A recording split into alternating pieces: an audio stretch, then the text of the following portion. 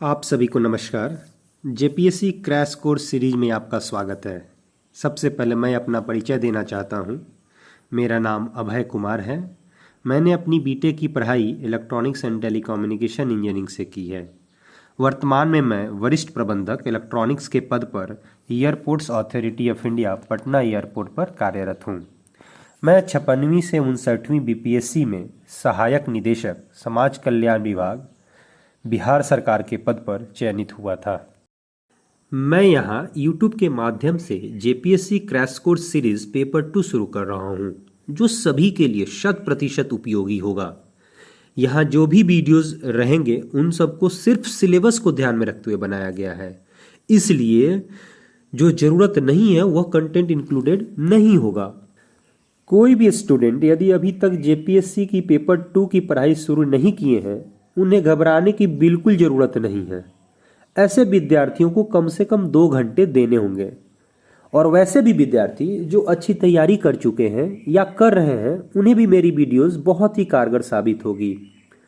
मैं अपने वीडियोस में जो भी बताया हूँ उससे बाहर आने का बहुत ही कम चांसेस है। यदि इससे बाहर कुछ आता भी है तो निश्चित रूप से बहुत ही कम स्टूडेंट बना पाएंगे। अब बात करते हैं कि मैंने अपने वीडियोस बनाने में कौन कौन सी बुक्स की सहायता ली है। आप स्क्रीन पर देख सकते हैं। मैंने इन सब किताबों को पढ़ा, कुछ यूट्यूब पर लेक्चर भी सुना, कुछ इंटरनेट पर सर्च किया, उसके बाद मैं नोट्स बनाया हूं जो आपके लिए बहुत ही उपयोगी साबित होगा। आप सबसे यह अनुरोध है कि मेरे इस चैनल को सब्सक्राइब कर दें और बेल आइकन को भी दबा दें।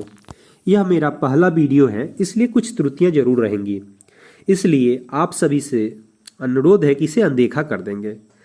समय के साथ इसमें भी मैं सुधार लाने की कोशिश करूंगा। अब बात करते हैं पढ़ाई की।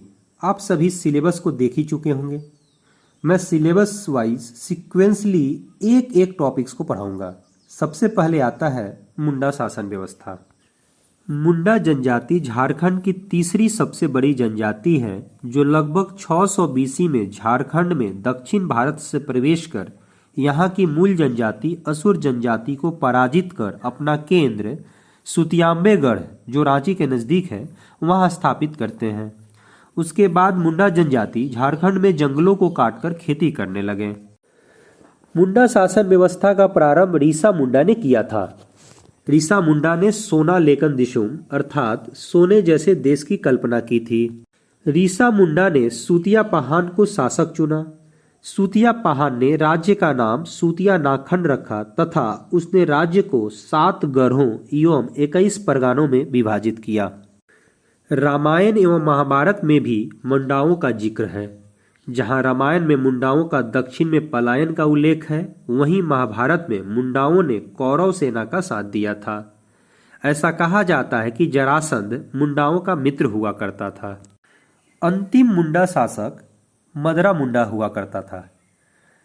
नागवंशी शासन व्यवस्था की शुरुआत फनी मुकुट राय ने मुंडाओं को पराजित करके शुरुआत किया। अब बात करते हैं मुंडाओं का मूल निवास स्थान के बारे में। अलग अलग विचारधारा मुंडाओं का अलग अलग मूल निवास बताती है। जैसे पहला फिलॉसफी कहता है कि ये लोग तिब्बत से आए थे, वहीं दूसरा फिलॉसफी कहता है दक्षिण पश्चिम भारत अर्थात महाराष्ट्र, गोवा इत्यादि राज्यों से आए थे। तीसरा फिलॉसफी कहता है दक्षिण पूर्व भारत अर्थात आंध्र प्रदेश, तमिलनाडु इत्यादि राज्यों से आए थे।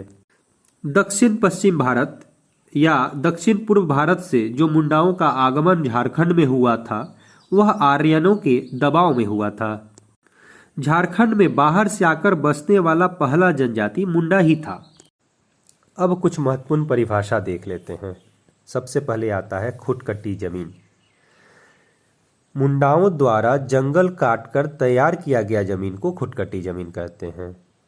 जैसे सबसे पहले जब मुंडा झारखंड में प्रवेश किए तो झारखंड में जंगल हुआ करता था, तो जंगलों को काटकर खेती करने लायक या रहने लायक जब जमीन तैयार किया गया, उस जमीन को खुटकटी जमीन कहा गया। मुंडा शासन व्यवस्था में एक परिवार को खूंट कहा जाता है। हाथू, जैसे आप जानते हैं कि जब एक जगह कुछ परिवार रहने लगते हैं उसे गांव का नाम दिया जाता है। ठीक वैसे ही बहुत सारे खूंट या परिवार मिलकर हाथू अर्थात गांव या खुटकट्टी गांव का निर्माण करते हैं। अब आता है पट्टी। बहुत सारे गांव मिलकर पट्टी का निर्माण करता है। यह एक प्रकार का ब्लॉक लेवल अर्थात पंचायत समिति जैसा शासन व्यवस्था है। अब आता है पढ़ा। अनेक पट्टी मिलकर पढ़ा का निर्माण करता है। यह एक डिस्ट्रिक्ट लेवल या जिला परिषद जैसा काम करता है। राज्य। बहुत सारे पढ़ा मिलकर राज्य का निर्माण करता है।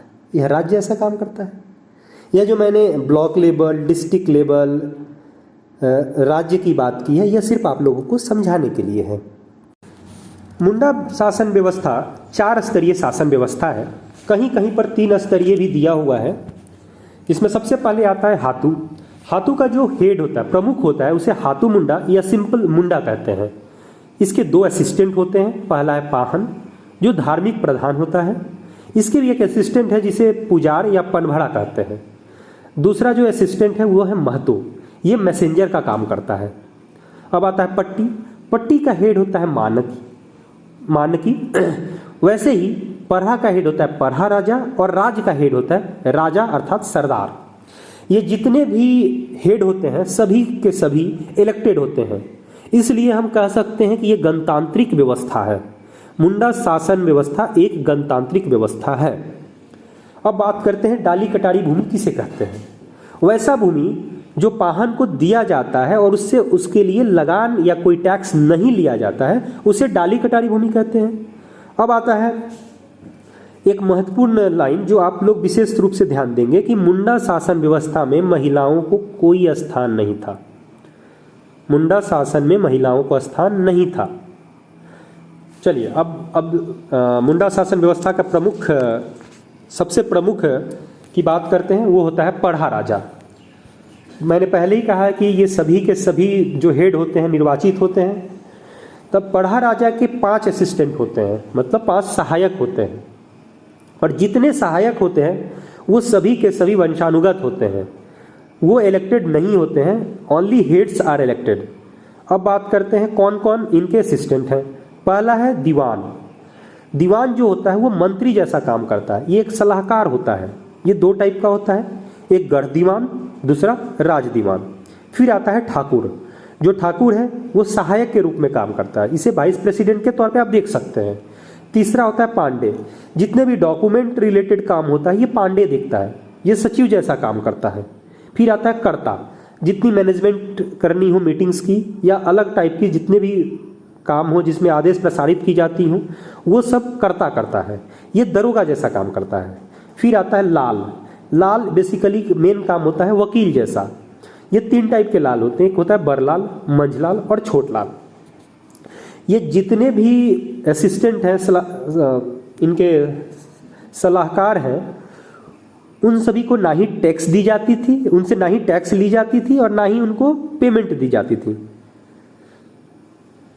इसलिए हम कह सकते हैं कि ये पूरा का पूरा मुंडा शासन व्यवस्था सहकारी व्यवस्था था। यहाँ पे किसी से टैक्स नहीं ली जाती थी और ना ही किसी को पेमेंट दी जाती थी। अब आता है मुंडा शासन व्यवस्था के 3 पवित्र स्थान। 3 पवित्र स्थल में सबसे पहले है सरना। जो भी पूजा पाठ करने वाला जो जगह होता है उसको मुंडा शासन व्यवस्था में सरना स्थल कहते हैं। उसी तरह नेक्स्ट आता है अखड़ा। अखड़ा उसे बोलते हैं जहां मीटिंग की जाती हो, पंचायत किया जाता हो, नाच गान किया जाता है, इंटरटेनमेंट हो या किसी भी टाइप की मनोरंजन कार्य किया जाए या कोई कम्युनिटी स्तर पे कुछ मीटिंग की जाए, वो सब अखाड़ा कहलाता है। अब आता है शासन। शमशान घाट को शासन कहते हैं। जैसे अलग अलग रीति रिवाज में अलग अलग तरह का शमशान घाट पे क्रियाएं होती हैं। जैसे मुंडा शासन व्यवस्था में पत्थर रखने की परंपरा है। जैसे कोई मर गया उस समाधि पे एक पत्थर रख दी जाती है, उसको कहते हैं शासनदीरी। तो ये है मुंडा शासन व्यवस्था का मेन शासन व्यवस्था। अब बात करते हैं मुंडा शासन व्यवस्था के कुछ प्रमुख अधिकारी के बारे में। सबसे पहले आता है घटवार। जब किसी को कोई दंड दिया जाता है और उसके बदले कोई सामान लिया जाता है, उसका संग्रह करना और फिर जरूरतमंदों को वितरण करना घटवार का काम होता है। फिर आता है घटवाल।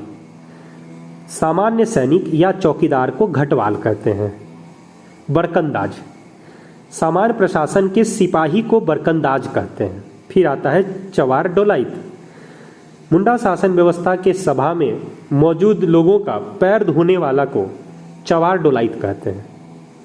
फिर आता है पान खवास। पान खवास के नाम से ही पता चलता है कि जो पान खिलाता हो, अर्थात पान सुपारी सभा में बांटने वाला को पान खवास कहते हैं। एक चीज़ यहाँ पे ध्यान देने वाली बात है कि सामान्य सैनिक या चौकीदार और सिपाही में क्या अंतर है। सामान्य सैनिक या चौकीदार सुरक्षा प्रोवाइड कर रहा है, ये बिल्कुल आर्मी जैसा काम कर रहा है, जबकि सिपाही लॉ एंड ऑर्डर को मेंटेन कर रहा है, ये पुलिस जैसा काम कर रहा है। तो इसमें कन्फ्यूज़न नहीं होना है। सामान्य सैनिक या चौकीदार सुरक्षा दे रहा है, वहीं सिपाही लॉ एंड ऑर्डर मेंटेन कर रहा है। इसी के साथ मुंडा शासन व्यवस्था यहीं पे समाप्त होता है। देखिए, नॉलेज का कोई अंत नहीं है। अगर हम सिलेबस को ध्यान में रखकर पढ़ते हैं तो कम मेहनत में ज़्यादा स्कोर कर सकते हैं। अभी तक मेरा पढ़ाने का कोई विशेष अनुभव नहीं है, हो सकता है यह वीडियो काफ़ी बोरिंग हो, लेकिन एक बात कंफर्म है, अगर आप अपना 10 मिनट इस वीडियो को देते हैं तो निश्चित रूप से 1 नंबर आपका कंफर्म हो जाएगा। आप सब अपना सुझाव कमेंट बॉक्स में ज़रूर दीजिएगा, जिससे मैं अपना अगला वीडियो और बेहतर कर सकूं। धन्यवाद।